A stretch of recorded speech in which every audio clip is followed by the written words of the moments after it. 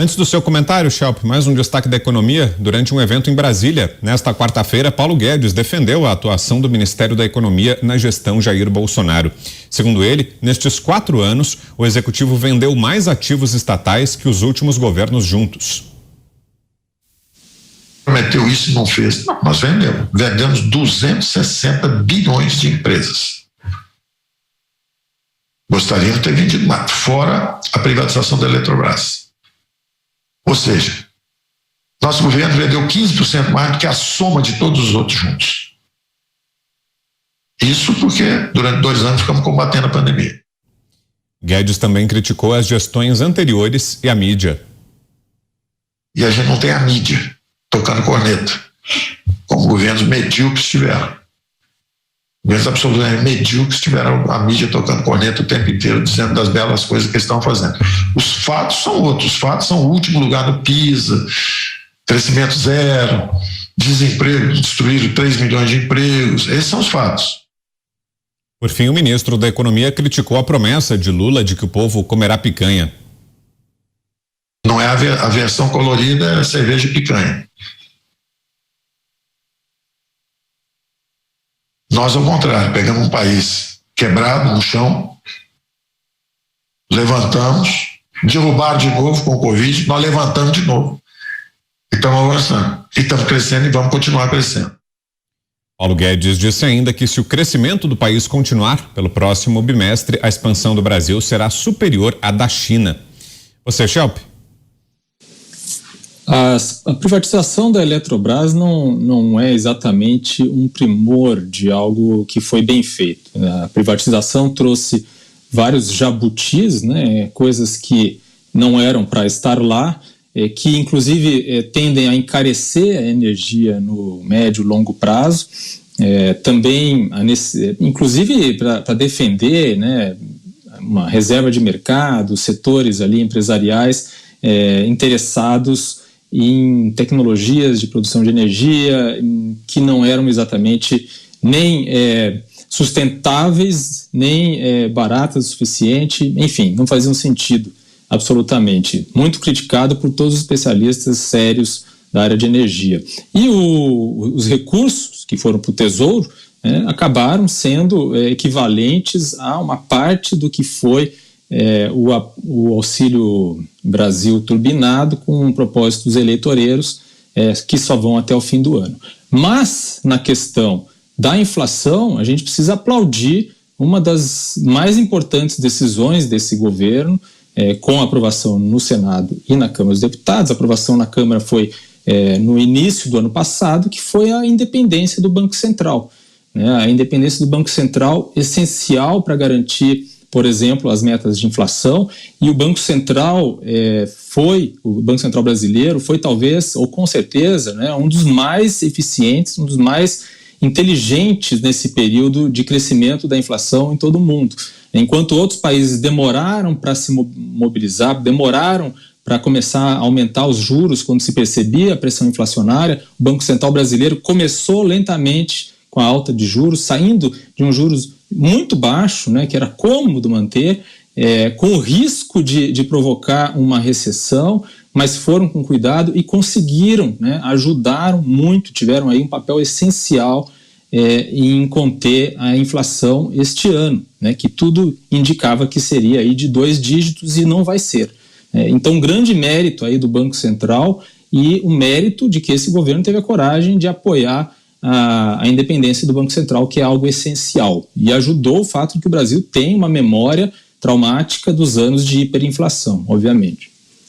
José.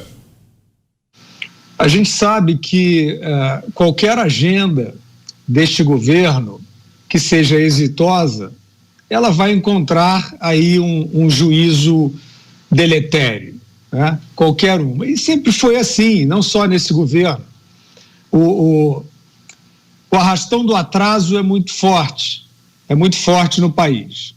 Então, quando eu lembro bem a privatização dos bancos estaduais, que foi uma batalha sangrenta, porque ali estavam os principais ralos fiscais no país, era um banco que emprestava ao controlador, ou seja, os governadores faziam a festa com aqueles bancos, e evidentemente foi uma luta muito longa para se chegar, uma luta política muito longa, para se chegar à extinção daqueles ralos, que são um dos elementos que trazem mais estabilidade ao país hoje, aquela fábrica de inflação que estava lá. E eu lembro muito bem, na época, os especialistas dizendo, não vai dar certo, porque isso aí vai retirar um ativo importante do investimento público para os gananciosos do setor privado. Tem sempre as caçandras, elas estão sempre aí. Mesma coisa em relação à privatização das distribuidoras de energia. A mesma coisa, não, isso não vai dar certo, porque os capitalistas gananciosos, etc. e tal. Todas essas privatizações, e o ministro Paulo Guedes citou mais de 250 bilhões de venda de ativos, elas têm como principal, primeiríssimo ponto de vantagem a extinção dos cabides. Extinção dos cabides, porque está provado, infelizmente, que o Estado, né, o aparato estatal, ele é incontrolável, por melhor que seja, por mais boa fé que se tenha num determinado período de governo, vem depois um outro e aparelha tudo de novo, a gente sabe. Quer dizer, hoje o passado está proibido no Brasil, mas a gente sabe o que é o aparelhamento até a medula do Estado. Então é claro que o governo tem isso para mostrar, é claro que decorre daí o altíssimo nível de investimento estrangeiro direto que o país registra, isso não é uma ficção, nem um sonho, isso é uma realidade. É claro que decorre daí também o risco país num nível muito bom, muito melhor do que em anos recentes, e é claro que tudo isso fortalece a moeda, tudo isso facilita o controle da inflação, porque tem gente trabalhando, tem gente tirando os gargalos, tem gente tirando os ralos, né? Mas isso é muito difícil, tem sempre alguém para detonar, e hoje, evidentemente, a gente tem o quadro mais obsceno que a gente já teve, né, nessa farra das caçandras, que é os economistas do Plano Real, que entendem absolutamente bem desses assuntos, que são fundamentais na história de desestatização, de reforma monetária, de reforma fiscal, estão aí hoje apostando naquele homem sem passado, desistiram de apoiar a agenda irresponsavelmente, eles que são os homens da responsabilidade fiscal, desistiram, se abraçaram com a irresponsabilidade, não é só fiscal, não, irresponsabilidade cidadã, né? Eles de fato viraram as costas para o Brasil.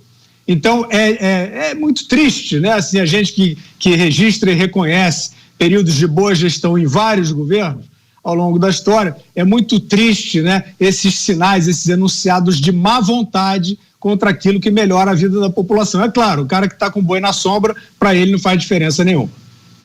Oceana.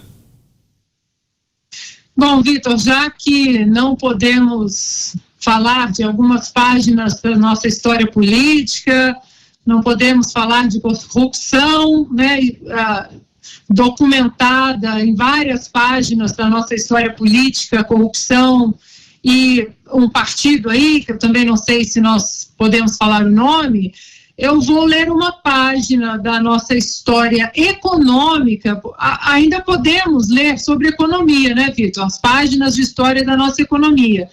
E aí, para a gente comparar exatamente, vindo dessa notícia do Paulo Guedes, o Brasil podendo crescer mais que a China, o Paulo Guedes, que em fevereiro desse ano disse, o Brasil está aí condenado ao crescimento, eles vão ter que rever os números do Brasil, porque o Brasil está com uma saúde fiscal e uma saúde econômica em dia. Para a gente comparar, eu vou trazer uma notícia de março de 2017, e aí pensem quem estava lá comandando o nosso executivo. A notícia diz o seguinte, PIB recua 3,6% em 2016 e Brasil tem a pior recessão da história. Notícia de 2017. Essa sequência de 2 anos seguidos de baixa só foi verificada no Brasil em 1930 e 1931. Ritmo de corte em 2015 e 2016 foi o maior. Pela primeira vez, todos os setores se contraíram. Então, Vitor, basta comparar. Se as pessoas não querem falar de Bolsonaro, não querem falar de Lula, se não gostam dos candidatos, pelo menos comparem as administrações na área social, na área econômica, e atualmente pense naquele que você vai poder criticar no futuro.